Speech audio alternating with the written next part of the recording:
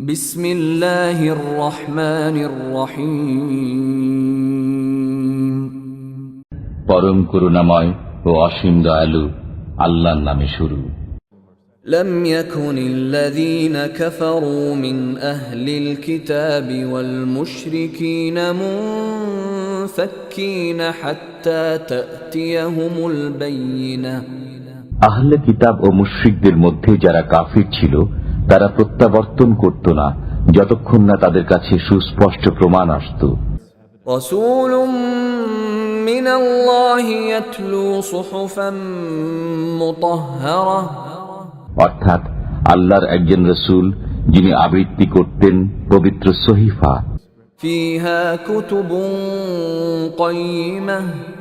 যাতে আছে সঠিক বিষয়বস্তু। وما تفرق الذين أوتوا الكتاب إلا من بعد ما جاءتهم البينة। অপর কিতাব প্রাপ্তরা যে বিভ্রান্ত হয়েছে তা হয়েছে তাদের কাছে সুস্পষ্ট প্রমাণ আসার পরেই। وما أمروا إلا ليعبدوا الله مخلصين له الدين حنفاء ويقيموا الصلاة ويؤتوا الزكاة وذلك دين القيمة। তাদেরকে এছাড়া কোনো নির্দেশ করা হয়নি যে তারা খাঁটি মনে একনিষ্ঠভাবে আল্লাহর ইবাদত করবে, নামাজ কায়েম করবে এবং যাকাত দেবে।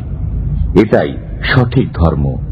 ইন্নাল্লাযীনা কাফারু মিন আহলিল কিতাবি ওয়াল মুশরিকিনা ফী নারি জাহান্নাম খালিদিনা ফীহা উলাইকা হুম শাররুল বারিয়াহ।